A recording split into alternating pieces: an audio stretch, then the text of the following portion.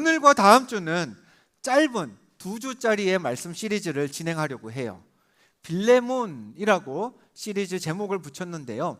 이 빌레몬이라는 시리즈는 짧을 수밖에 없습니다. 왜냐? 오늘 우리가 읽은 본문 빌레몬서가 바울이 쓴 편지 중에 가장 짧기 때문이에요. 여러분 성경 보세요. 몇 장짜리예요? 달랑 그냥 한 장이에요. 장이 없어도 굳이 상관이 없습니다. 한 장인데다가 성경 뒤에 보면은 유다서, 요한 3서 이렇게 한 장짜리 말씀이 또 있거든요. 이제 한글은 모르겠는데 영어일 경우에는 단어 수도 그 어떤 한 장짜리 성경보다 더 적습니다. 그래서 영어권에서는 이게 가장 짧은 성경이다라고 이야기를 해요. 자, 보통 빌레몬서도 역시나 다른 바울 서신과 마찬가지로 편지글인데요. 보통의 편지글은 일정한 형식을 갖추고 작성이 됩니다. 간단한 인사말로 시작을 하죠. 그러면서 편지를 쓴 이유와 목적을 본문에 담고 그 다음에 할 말을 다 마쳤으면 끝인사로 편지를 마칩니다. 빌레몬서도 비록 한 장짜리 짧은 편지지만 이 형식은 잘 갖추고 있어요. 앞에 3절, 1절부터 3절까지는 바울이 짧게 인사를 전하고요. 그 다음 본문이 22절까지 등장합니다. 그리고 마지막 3절은 또 끝인사에 해당이 됩니다. 그럼 오늘 우리가 읽은 말씀 22절이었죠.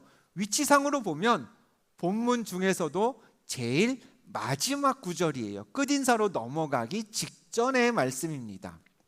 자, 그러면은 편지의 몸통에서 가장 마지막에 있는 내용이 무엇인지 조금 전에 읽었지만 우리 다시 한번 더 읽어볼게요. 본문 1장 22절 함께 읽습니다. 시작. 오직 너는 나를 위하여 숙소를 마련하라. 너희 기도로 내가 너희에게 나아갈 수 있기를 바라노라. 아멘. 바울이 편지 본문에서 제일 마지막에 남긴 메시지는 날 위해 숙소를 마련해 달라라는 겁니다. 아니 이게 무슨 에어비앤비 예약 확인 메일도 아니고요. 난데없이 숙소 마련해 달라는 얘기를 바울이 편지 쓰면서 왜 했을까? 이 문장을 의미를 이해하기 위해서는 빌레몬서가 어떤 상황에서 기록된 편지인지를 알아야 합니다. 자, 빌레몬서는 바울이 쓴 여러 편지들이 있지만 그것들을 이제 여러 유형별로 좀 카테고리를 나누거든요. 빌레몬서는 그 중에서도 옥중서신에 해당이 됩니다. 옥중서신, 바울이 어디서 편지를 썼을까요? 감옥에서 썼어요. 빌레몬서는 바울이 갇혀 있을 때 빌레몬이라는 사람에게 쓴 편지입니다. 이 편지를 받는 빌레몬은 골로새 교회의 지도자였어요.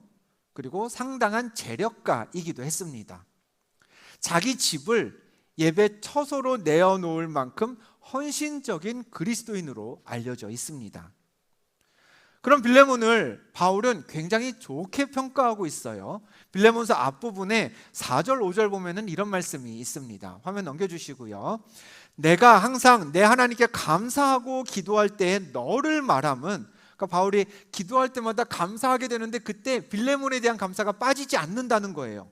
그 이유가 뭐냐? 주 예수와 및 모든 성도에 대한 내 사랑과 믿음이 있음을 들음이니 했습니다. 말씀드렸죠. 바울은 지금 감옥이라는 고립된 장소에 있어요. 근데 그 바울이 가끔씩 빌레몬에 대한 소식을 듣습니다. 근데 그 듣는 소식들이 바울 선생님 빌레몬이 사고 쳤습니다 이런 게 아니라 늘 칭찬을 들었던 거예요. 선생님 빌레몬 그 사람 정말 예수님 사랑하는 사람입니다. 그분 정말 신실하게 하나님 믿는 그런 분입니다 라고 칭찬을 들었기 때문에 우리가 지난주 나누었던 표현에 따르면 빌레몬은 그 누구보다도 하나님의 자녀라 일컬음받는 사람이었습니다. 그런데 바울이 빌레몬서, 오늘 우리가 읽은 본문을 썼던 이 편지를 쓴 이유는 그런 빌레몬을 칭찬하려고 쓴 게 아니라 사실 이유는 따로 있어요. 오네시모라는 제3의 인물에 대한 이야기를 하려고 썼던 편지가 빌레몬서입니다. 오네시모 누구냐?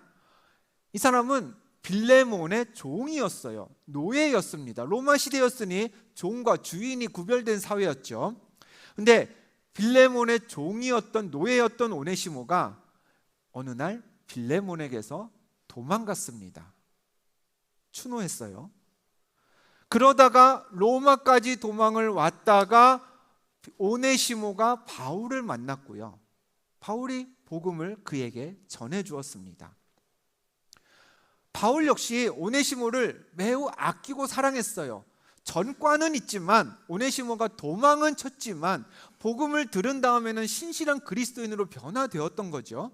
그래서 바울도 이 오네시모가 내 곁에 계속 있어 주었으면 좋겠다라고 했는데 걸리는 게 있잖아요. 이 사람의 과거, 주인에게서 도망쳤다라는 그 사실. 그래서 그 과거 때문에 바울이 오네시모의 원래 주인이었던 빌레몬에게 편지를 쓴 겁니다. 빌레몬서 1장 13절과 14절 이런 말씀이 있어요. 그를 내게 머물러 있게 하여, 여기서 그는 오네시모입니다. 내 대신 나를 섬기게 하고자 하나 다만 너의 승낙이 없이는 내가 아무것도 하기를 원하지 아니하노니 이는 너의 선한 일이 억지같이 되지 아니하고 자의로 되게 하려 함이라 했어요. 바울은 오네시모와 여러 하나님의 일을 같이 하고 싶었는데 근데 원래 주인인 빌레몬의 허락을 받는 게 먼저라고 여겼습니다. 이 사람이 오네시모가 빌레몬에게 속해 있었던 사람이었기 때문에 그렇죠. 허락 없이 지금 자기한테 와 있기 때문에.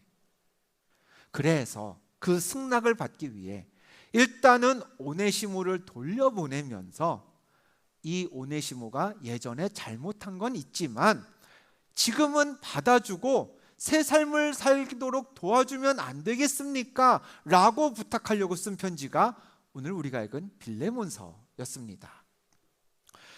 근데 바울은 빌레몬에게 이 오네시모라는 옛날에 도망쳤던 종 용서해달라, 받아줘라 라는 부탁만 한 게 아니었어요. 한 가지를 더 부탁했습니다. 뭔지 16절 말씀에서 확인해 볼까요? 함께 읽습니다. 이후로는 종과 같이 대하지 아니하고 종 이상으로 곧 사랑받는 형제로 둘 자라. 내게 특별히 그러하거든 하물며 육신과 주 안에서 상관된 너에게랴. 자, 오네시모가 빌레몬에게서 도망쳤을 때는 신분이 뭐였어요? 종이었어요. 노예였어요. 근데 바울이 얘기합니다. 이제부터는 어떻게 대해 주어라? 종으로 대하지 말고 같은 신앙을 가진 예수 안에 한 형제로 여겨달라는 겁니다. 자, 도망자를 받아주는 것도 여러분 이것도 쉬운 일 아니에요. 특히 그냥 싸우고 헤어진 친구 받아주려는 게 아니라 노예예요. 노예는 고대 시대에 그냥 말하는 짐승 취급을 받았습니다. 그러니까 도망갔다 근데 찾았다 그 자리에서 죽여도 아무도 뭐라 하지 않아요. 그런데 그런 종을 받아줘라 뿐만 아니라 지금 바울이 뭐까지 얘기해요? 종으로 도망갔었는데 이 사람 받아주는 것뿐 아니라 받아주면서 이제 더 이상 종으로 여기지 말고 그냥 너와 같이 평등한 한 사람으로 대해주어라라는 거죠. 죽이지 말고 받아주는 것만도 대단한데 거기서 한 단계 더 해달라는 거였습니다. 어떻게 보면 좀 과하다 싶은 요청을 남긴 바울이 그 본문, 이 오네시모를 어떻게 해달라는 이 메시지를 전하면서 마지막으로 했던 말이 오늘 본문이에요. 너는 나를 위해 숙소를 마련해달라. 이게 무슨 상관일까요? 빌레몬이 오네시모를 받아주고 형제로 맞이해주는 것과 바울의 숙소를 마련하는 게 무슨 상관이길래 편지 본문의 마지막으로 숙소 얘기를 하느냐. 한번 상상해 보겠습니다. 바울이 지금은 감옥에 있어요. 그러나 언젠가 자유의 몸이 되겠죠. 자유를 얻어서 빌레몬이 사는 골로새라는 도시를 갑니다. 그럼 거기 가면은 그 교회를 이끌던 빌레몬을 찾아가겠죠. 빌레몬 집 문을 두드립니다. 똑똑똑. 빌레몬이 안에서 반갑게 문을 열어줍니다. 그러면서 바울이 묵을 방도 보여줍니다. 고생 많으셨죠? 감옥에서 얼마나 힘드셨습니까? 우리가 늘 기도했는데 이렇게 다시 만나서 반갑습니다 선생님 하면서 우리 집 여기 머무세요. 제일 좋은 방을 준비했습니다. 소개해 줄 겁니다. 그럼 그때 그렇게 바울을 영접하고 방을 소개해주는 빌레몬 곁에 누가 같이 있어야 할까요? 바울이 부탁했던 그 사람, 빌레몬 곁에서 너의 형제로 여겨달라고 청했던 그 오네시모가 빌레몬과 함께 바울을 영접하는 그림, 여러분 한번 그려보시겠어요? 바울이 바라고 있었던 게 바로 그겁니다. 주인에게서 도망쳤던 종을 용서하고 다시 받아준다. 이거 죽이지 않고 그냥 종으로만 받아줘도 감지덕지인데 거기에 자유인의 지위까지 부여한다면 아마 로마 시대에, 바울 시대에 전례가 없는 일이 되었을 겁니다. 그런 어려운 부탁을 하면서 바울도 알았겠죠. 야, 이거 진짜 나라도 해주기 어려운 일이겠다 하면서 편지를 썼을 것 같아요. 근데 마지막에 숙소를 마련해 두라라고 했죠. 이 말은 내가 가서 좀 이따 나중에 가서 볼 거라는 이야기입니다. 지금은 내가 감옥에 있지만, 그래서 당신이 나의 요청에 순종하는지 거절하는지 알 수가 없지만 내가 머지않아 당신 집에 가서 확인할 테니 그때 당신과 함께 자유의 몸이 된 오네시모가 같이 나를 맞아주었으면 좋겠습니다. 이렇게 무언의 압박을 넣기 위해서 바울은 자기 숙소를 마련해 달라는 이야기를 끄트머리에 넣었던 겁니다. 바울은요, 빌레몬에게 이 오네시모가 아무 잘못이 없으니 그냥 받아줘라라고 일방적으로 편들어 준 게 아니에요. 오네시모 때문에 빌레몬이 당했을 불편도 있었겠죠. 실망도 했겠죠.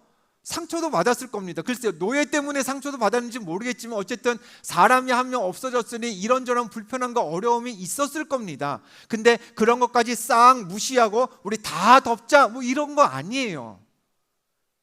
지금 빌레몬이 도망쳤던 오네시모를 다시 보면 분명히 복수하고 싶을 거고, 그 자신이 심판자가 되어서 오네시모를 벌 줄 게 뻔한데 그 복수와 심판의 마음을 하나님께 맡기자는 겁니다. 죄에 대한 판단과 심판은 하나님께 맡기고 우리는 주 안에서 한 가족 되었으니 당신도 예수를 믿는 사람이고 이 오네시모도 내가 복음을 전해서 그리스도의 자녀가 되었으니 우리 한 형제 아닙니까? 그러니 하나가 되어서 평등하게 하나님의 일에 나서자는 거죠.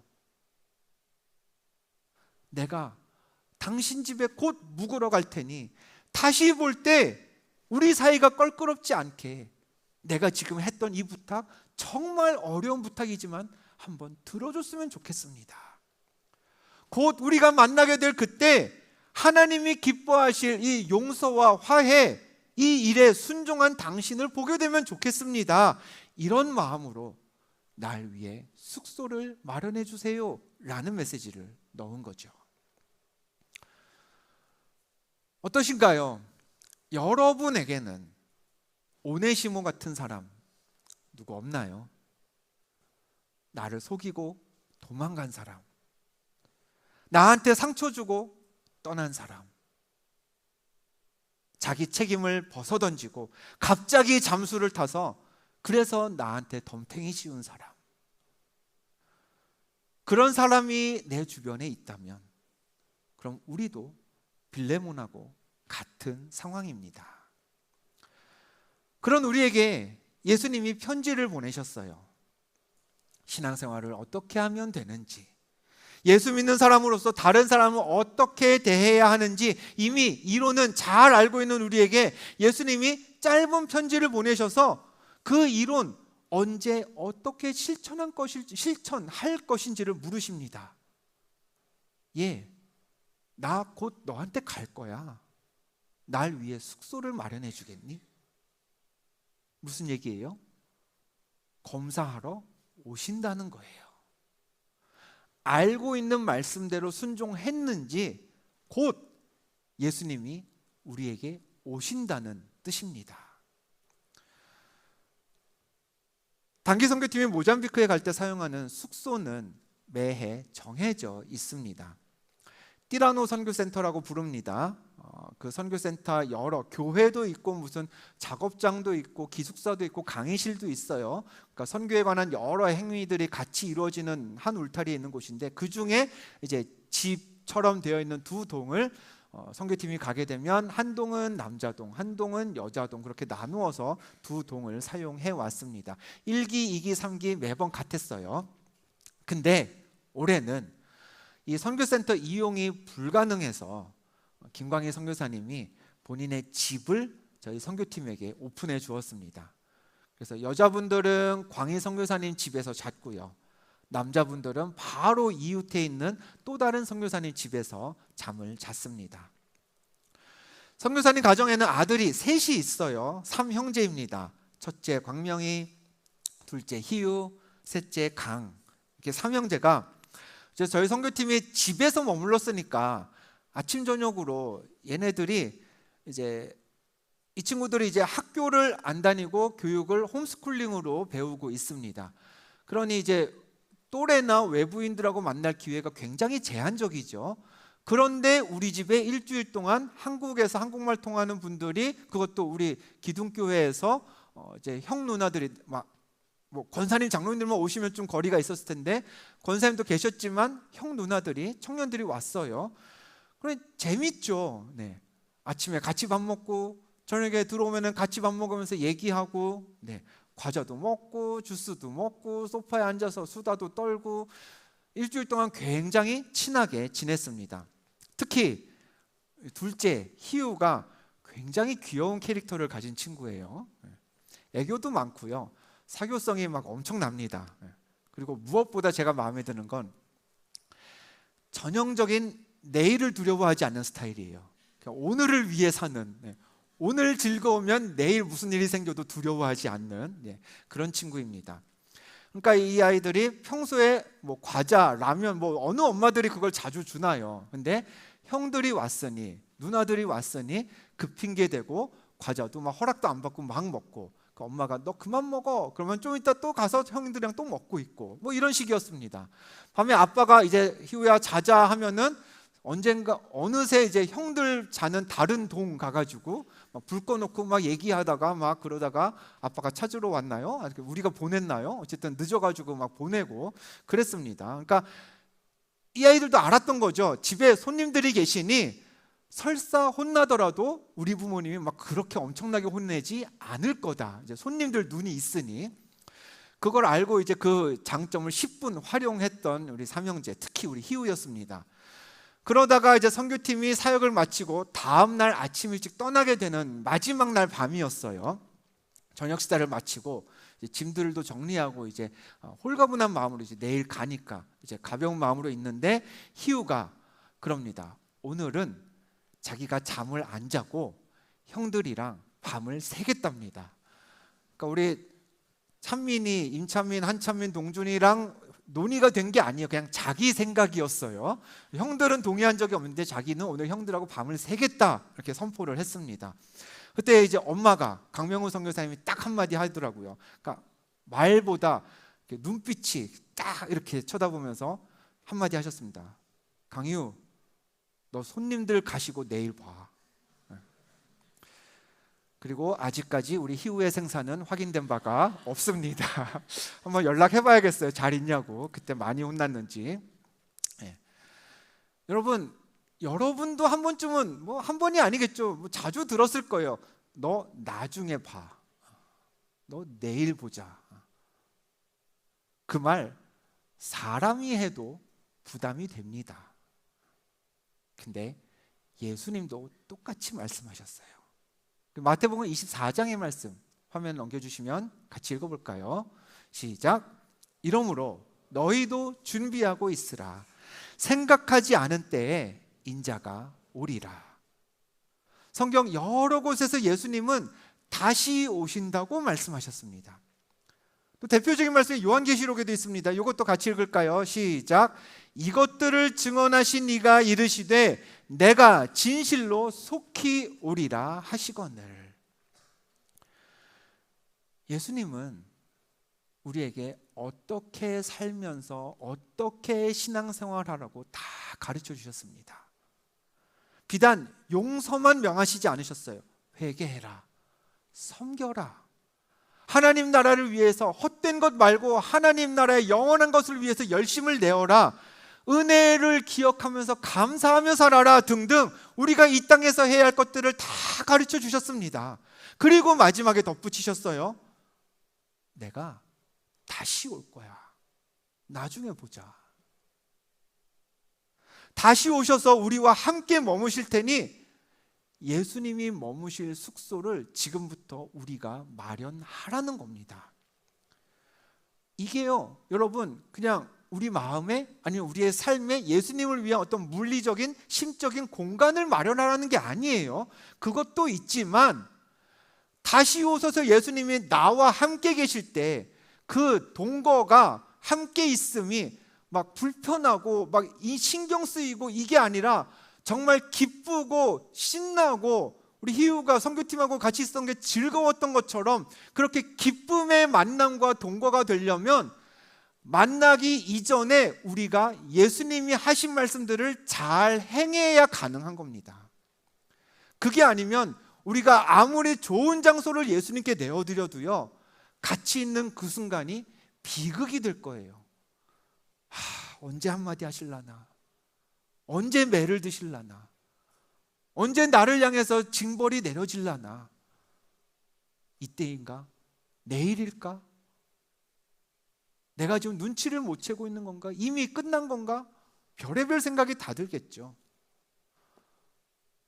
갈 테니 숙소를 마련하라는 건 내가 가기 전에 나의 이야기에, 나의 부탁에, 나의 명령에 순종해서 우리의 만남이 어색하지 않도록 그렇게 준비하라는 이야기입니다. 빌레몬처럼 나에게 상처를 주고 사라진 사람에게 되갚고 싶다? 그 마음 하나님께 맡길 수 있어야 합니다. 예수가 그리스도라고 세상의 길이요 진리요 생명이신 분은 예수님 한 분밖에 없다고 드러내고 자랑하는 증인의 역할 늦추지 말고 여러분 시작하셔야 합니다. 내 인생 나를 위해서 열심히 살아왔는데 하나님 나라를 위한 멋진 헌신과 섬김 아직까지 부족하다고 생각하신다면 여러분 시간이 많이 없습니다. 그리스도를 위한 다시 오실 주님을 위한 숙소를 지금 곧 마련하기 시작해야 됩니다. 하라고 하신 일 하나도 못하고 있다면 예수님 다시 오셔서 내가 내어드린 숙소에 계실 때 우리가 얼마나 불편하겠어요. 너 손님들 가고 나서 봐. 그 엄마의 무서운 한마디를 들었던 우리 희우처럼 예수님 언제 날 혼내실까? 불안하면서 그 동거와 함께 있음이 지속이 될 겁니다. 더 늦기 전에 우리 그 일들 시작하자고요. 우리가 무엇을 해야 할지는 여러분 각자의 상황에 따라 다 다를 겁니다. 그러나 이 시간에 내가 하나님 안에서 알고는 있었는데 행하지 못하고 있었던 일들, 분명히 이제 곧 하려고 마음은 있었는데 아직 시작하지 못했던 일들이 여러분 떠올리신다면 우리 오늘부터 다시 오실 예수님을 위한 숙소 준비 같이 시작합시다. 그래서 우리가 마련한 숙소에 예수님 다시 오셔서 거하실 때 그래, 내가 너 이렇게 잘 준비해 놓을 줄 알았어. 이 집에 와서 네가 이렇게 순종한 나의 그 흔적들을 보니까 정말 좋구나. 그렇게 칭찬 듣는 하늘 백성이 다 되시기를 주님의 이름으로 축복합니다.